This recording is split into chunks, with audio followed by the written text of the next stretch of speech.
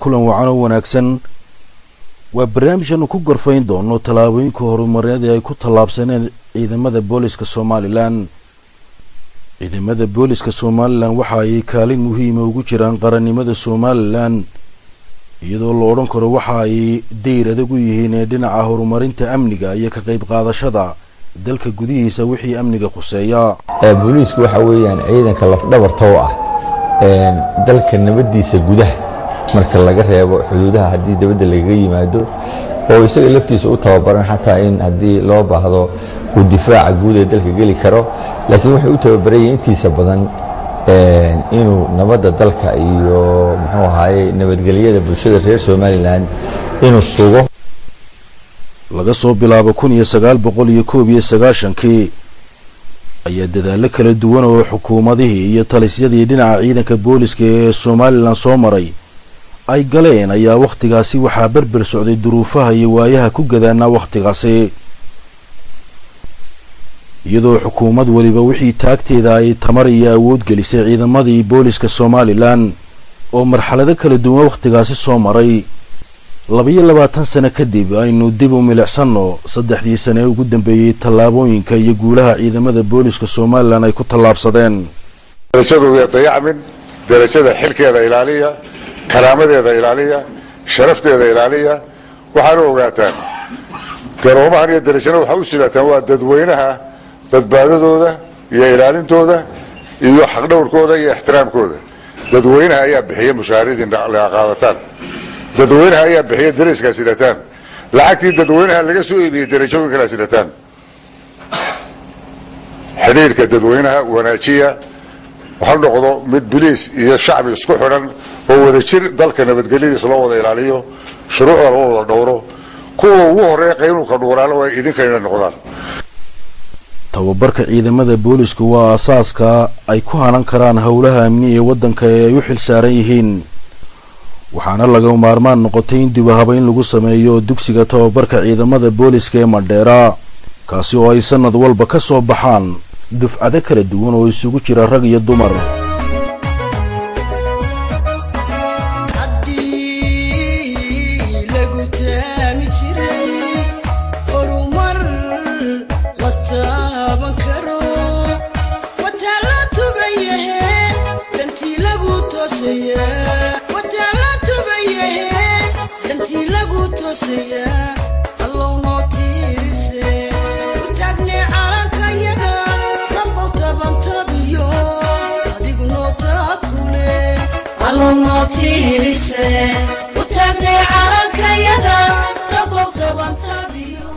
tababarada aqoontooda kor loogu qaadayo hanashada iyo gudashada shaqadooda boolisnimo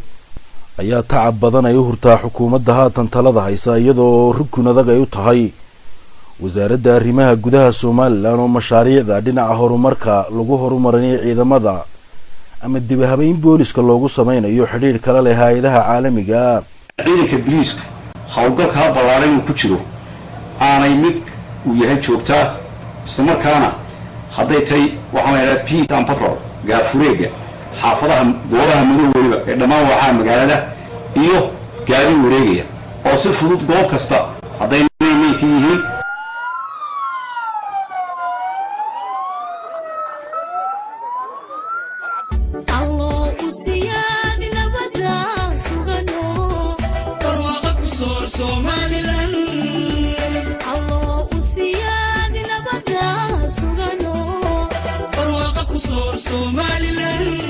ciidamada booliska Soomaaliland kuma koobno oo qura dhinaca amniga balse waxa ay qayb muhiim ah ka qaataan wax soo saarka wadanka gaar ahaan dhinaca beeraha. waxa xusid mudan in mashruuca beeraha Wajaale ay ciidamada boolisku qayb ka mid ah gacanta ku hayaan isla markaana sanad walba ay ka soo go'aan dalagyo kala duwan kuwaas oo mustaqbalka ku sii durkaya inay halan karaan wax soo saarka wadankooda. waxaana muuqatay fafaalooyin dadaala oo ciidamada boolisku ay rabaan inay kaga maarmaan raashinada inta badan dibadda uga yimaada bariiska iyo daqiiqdu ay ka mid yihiin.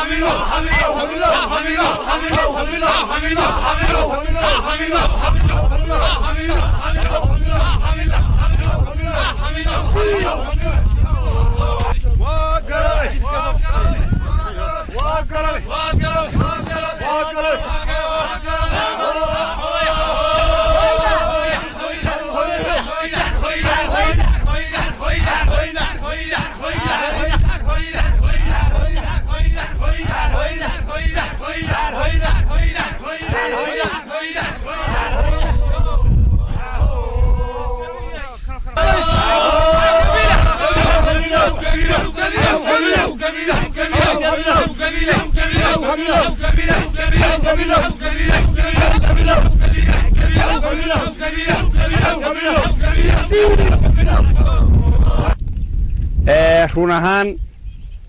bilaysku wuxuu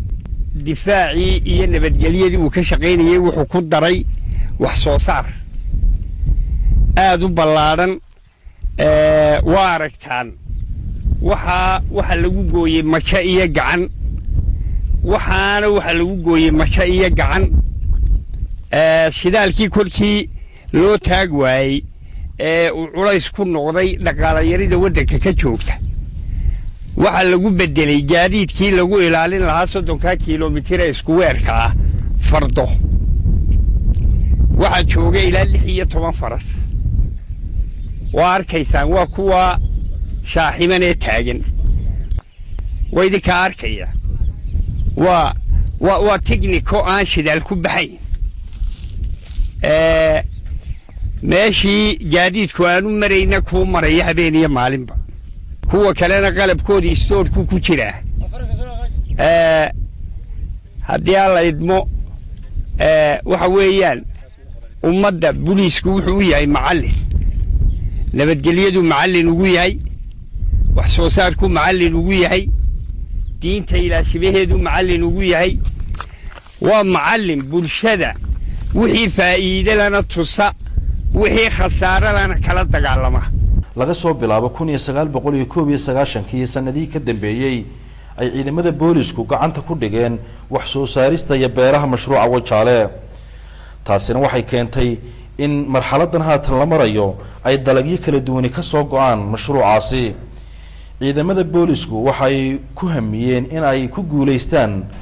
dalagyo kala duwan oo 30 kiiloomitir oo isku weera ay dalagyo kala duwan iyo cuntooyin kala duwan ka beeraan taasoo waqti ku qaadatay iyo ilaalin iyo dayactir ay ku sameeyaan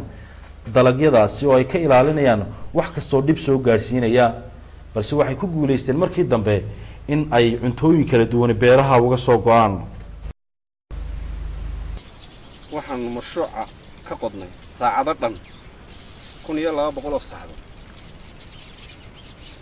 oo iskugu jira hadhood iyo galley iyo digir iyo sinsin hariko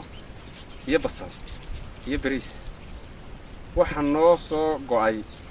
hadhood dhan 500 kiish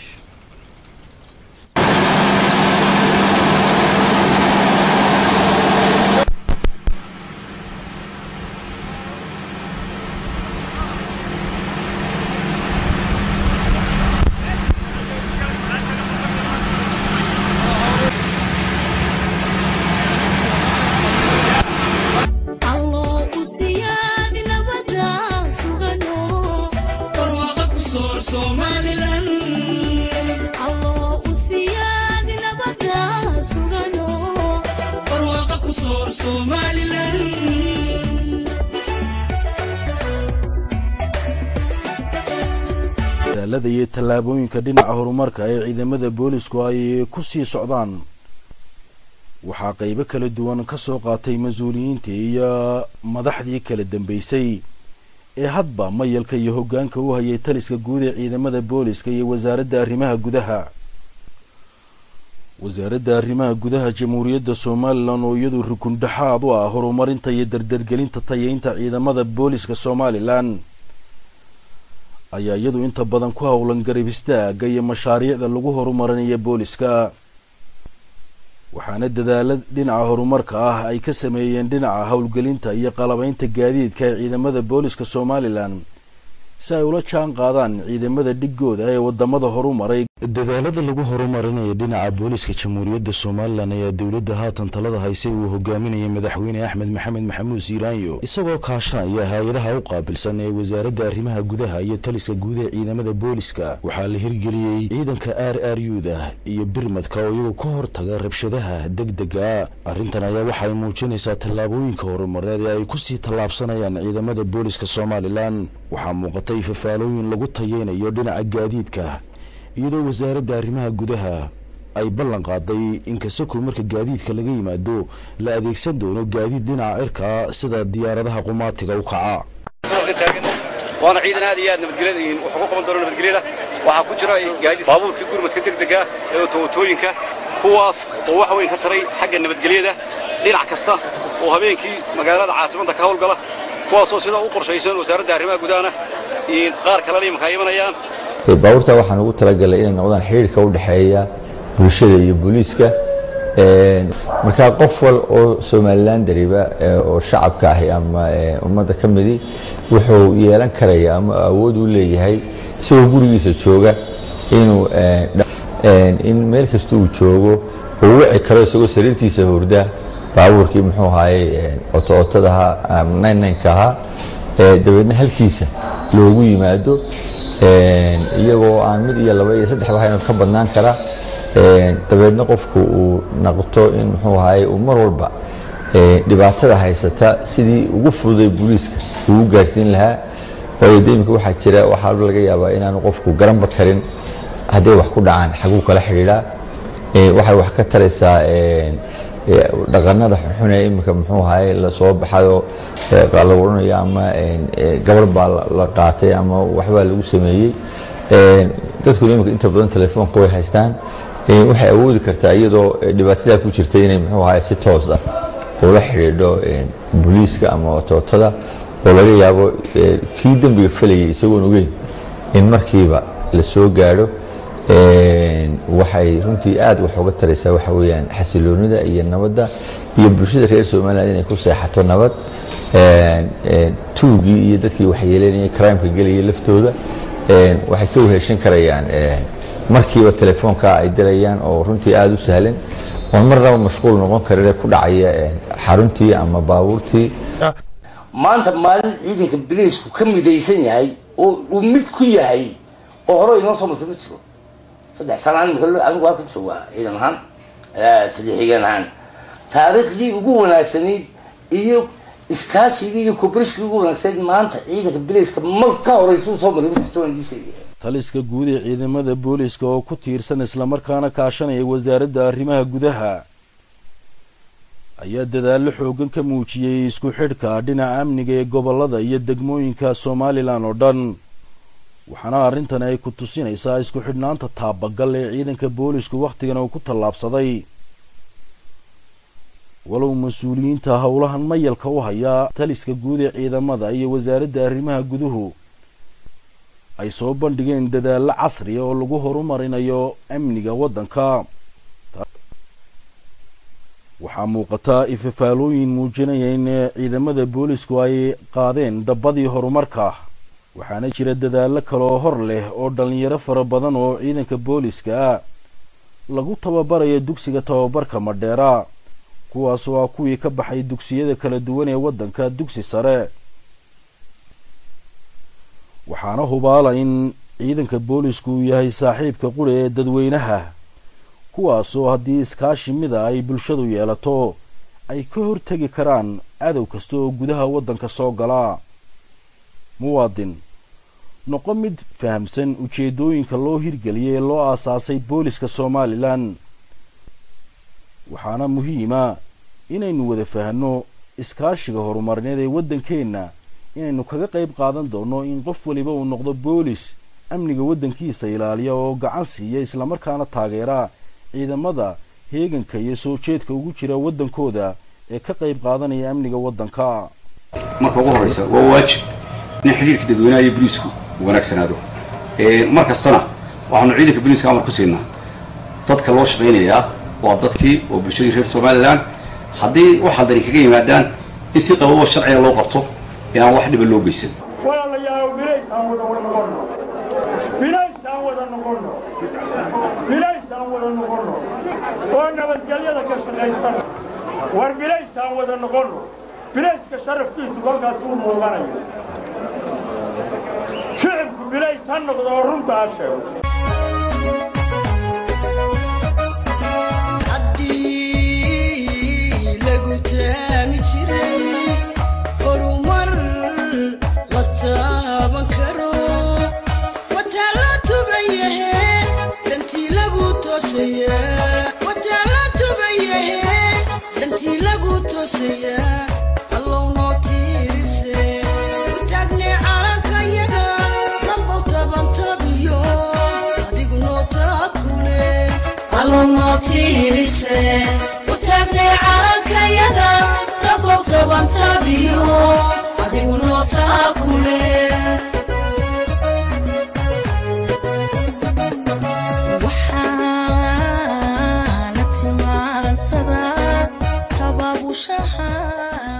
ciidamada nabadgelyada wadooyinka ee boolisku waxay qayb laxaad la ka qaataan amniga iyo nabadgelyada wadooyinkan waxaana la sameeyay tababaro joogto ah oo lagu tayeynayo dhismaha booliska qaabilsan dhinaca amniga nabadgelyada wadooyinka iyadoo laga duulayo si loo yareeyo khatarta iyo shilalka gaadiidka oo inta badan soo noqnoqda aad baa wanaagsan tahay kulay وما سأطعنا ده أنت السومال اللي هتشتري عيدا بطرف كل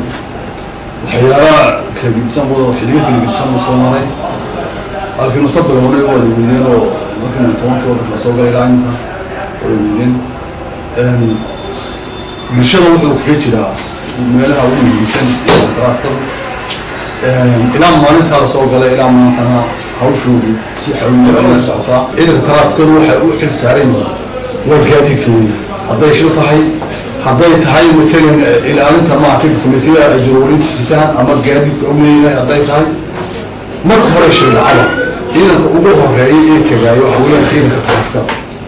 شيء عبرياشة لما نسوي شيء يقول لي أنا لما نحرنا قاعد لا اتجاه إذا كتافكر إن الجديد كاسيس تبتاع يسود أنا يسود هذا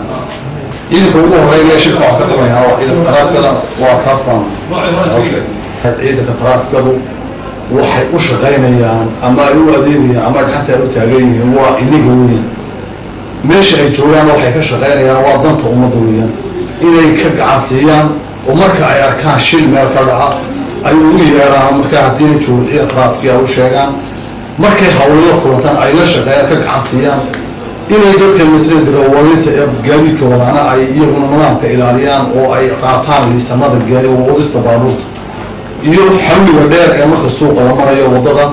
ayna ku marin meelaha dadweynuhu ku badan yahay inay xawli ugu marin dadweynahana aad baan ugu mahadcelinaynaa wada shaqayn fiican baan ka doonaynaa inay nala shaqeeyaan sida imika wada noloshaasiga fiican in loo shaqeeyo baan rajeynaynaa dadaalada dhinaca horumarka ee ciidamada booliska lagu soo kordhiyay waxaa ka mid ah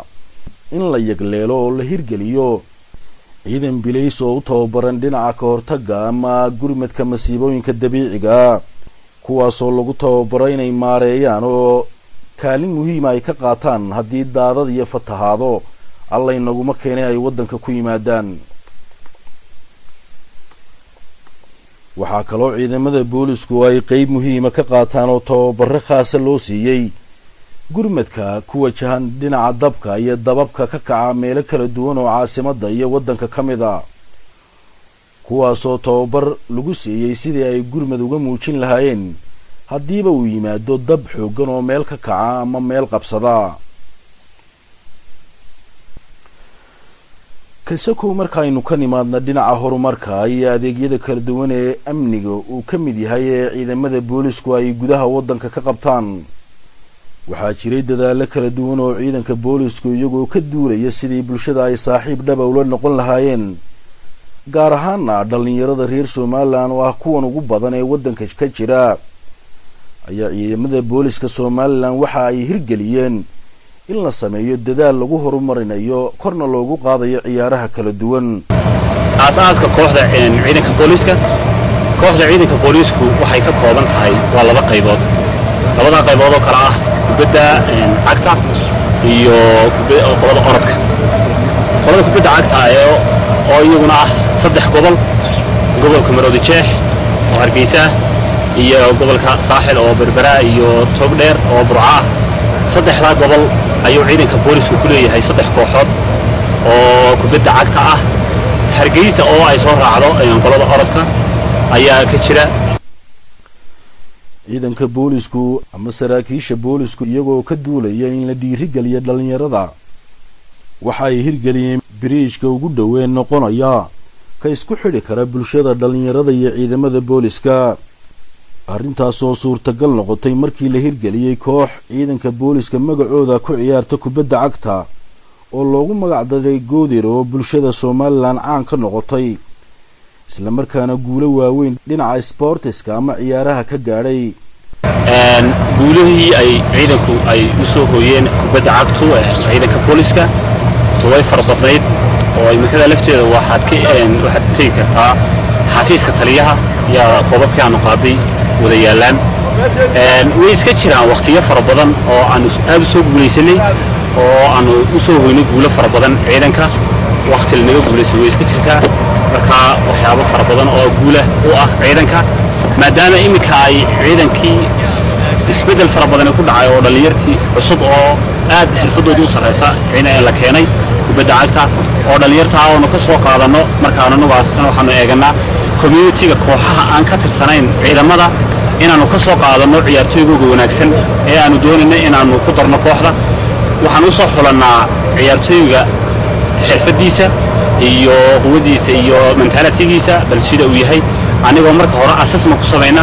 ciyaartooyga marka dambana aanu kooxda ku soo darno dan sidaana la noogu qoro. waxaana mahadcelin aad ugu celinaya taliyaha ciidanka booliska oo had iyo jeer cid aan u baahanahay ama ciyaartooyga aan u baahanahay naga garab joogsado markaan u keensano noo qarameeya ayaan aad ugu faraxsanahay markaasi arrintaas saas oo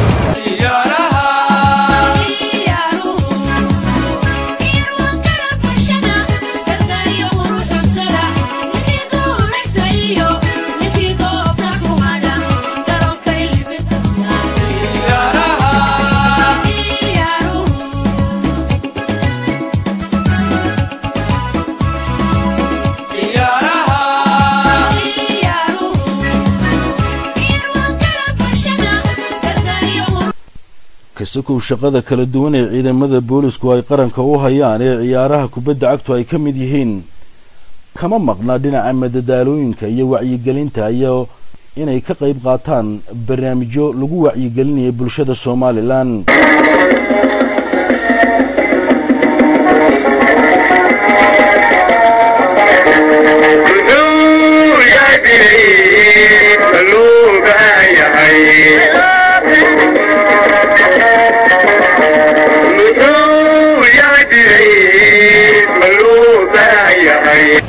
waxaa ka dambeeyay hoggaan kale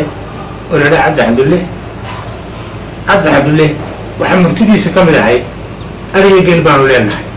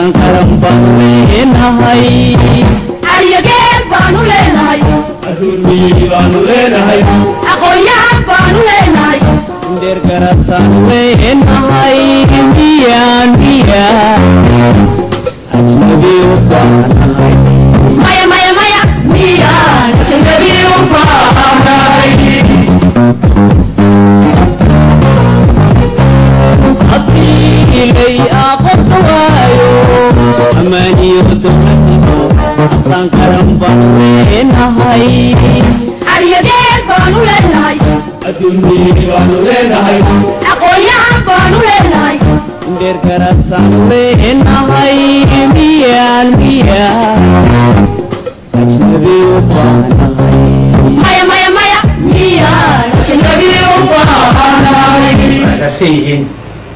tilmaantan qaranka jamhuuriyadda Soomaaliland iyo wax fahansiinta bulshada murtida ay sameeyaan idaacadda geeyaan idaacadda laga dhageystaa halkaas bulshada wixii nuxure ee murtida ku jira ay kala baxdaa dabeetana ay ku tilmaan qaadata rawaaday dhigaan rawaadaha dhigaan masraxa la isugu yimaado halkaasay madaxdu ka dhuuxdaa wixii murtiyaa ku jiraan waxaa lagala baxaa wax alaala wixii tilmaana ee toosan ayaa murtida lagala baxaa qof waliba wixii ka qaloocan jumhuriyadda somalilan ayay ku toosistaa markaa murtida ay soo dhigayaan fanaaniintu war haddaynaan u xaydnayn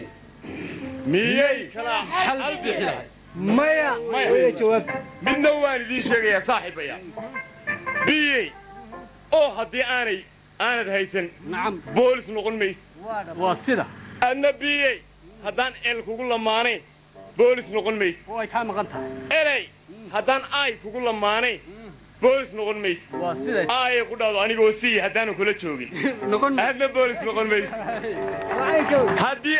anigoo siina aan ii waayo boolis noqon maayo qudhaydo arbayna socotaan marka waxaan idin leeyahay iskaashiga ayaynu boolis ku nahay laakiin midkeen haddii la waayo there is no boolis hogaanka wacyigelintu waxa weeyaan muraayadii ciidanka booliska jumhuriyadda somalilan iyo dhammaanba bulshada jumhuriyadda somalilan waxa weeyaan quruxda hogaamisa ciidamada waxaana aasaasay allah u naxariistee marxuum aana oo aad wada garanayso maxamed xaaji soofe waa kareero waxaa murtidiisii ka mid ahayd iyo marihiisii oo wada garanaysaan cid idiin sheegi mayso waa u dadaalayaa saddex waa u dadaalaya waa hesiisa caanka ah ee halkudhigga ah ee aan qaranku iloobi karin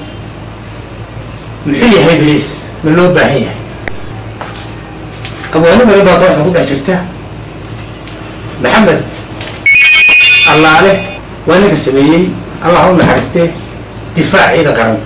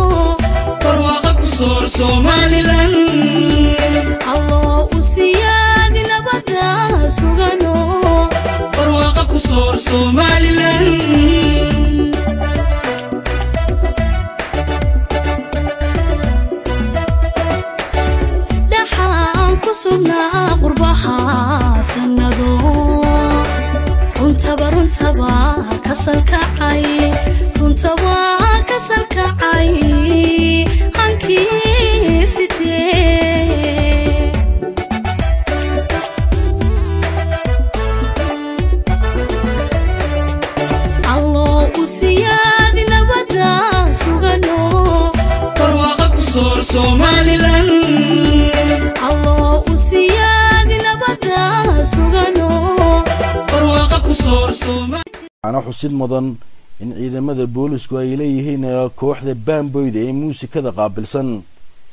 iyo ciidamo boolis oo dhinaca fanka iyo wacyigelinta iyo suugaanta qaabilsan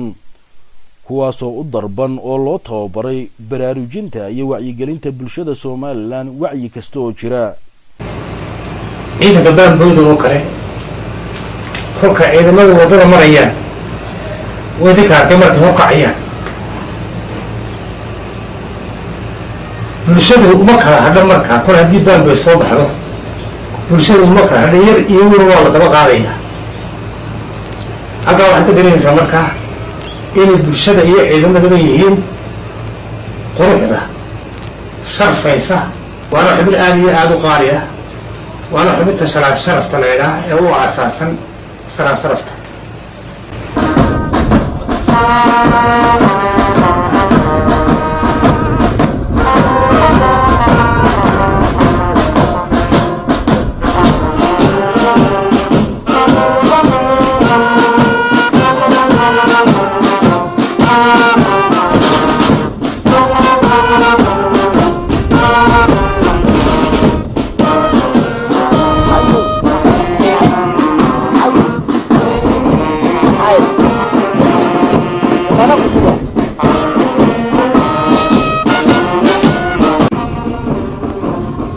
wax koolka ciidamada booliska gaar ahaan taliska guud ee ciidamada booliska uu ku tallaabsaday waxaa ka mid ah in la tayeeyo dib u dhis casri ah lagu sameeyo saldhigyada waaxyaha kala duwan ee degmooyinka xaafadaha magaalada Hargeysa waxaa boolisku arrintan uu kaga maarmay isticmaalka dhismayaal duuga iyo kuwa shacabku ay leeyihiin oo qaarkood kira laga qaadi jiray waxaa arrintaasi lagu bedelay in booliska loo hirgeliyo saldhigyo kala duwan oo amniga qayb ka qaadanaya oo laga hirgeliyo qaybo ka mid ah degmooyinka iyo xaafadaha magaalada Hargeysa dhismaha quruxda badan dhismayaasha quruxda badan ee faraha badan ee aad soo aragteen ee boolisku ku tallaabsaday oo uu kaga maarmay dhismayaashii hore oo duuga ahaa ama se kuwii kirada ahaa waxaa weeye horumar ballaaran oo boolisku uu sameeyey dhan walba uu ka sameeyey arriga Somaliland oo dhan na sidaas laga wada dhigay waxaan ku oran karaa maanta muraayad weeye muraayada aad arkaysa meel kasta oo boolisku maanta leeyahay waa sidaa weeye ilagu reeyo أساك دقينا انتي وسريسي اللي نبينا تودي علي يا نغتين يا نغتين يا بالمدتين كاشدا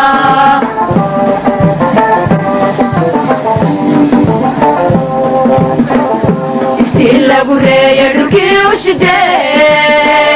أساك دقينا انتي وسريسي اللي نبينا تودي علي يا نغتين يا نغتين يا بالمدتين كاشدا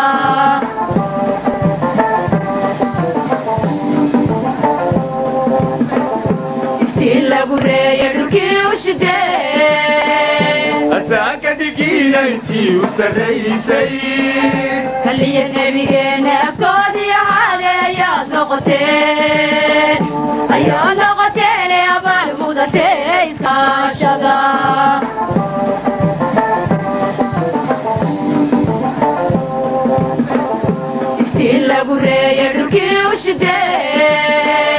أساك دقينا انتي وسريسي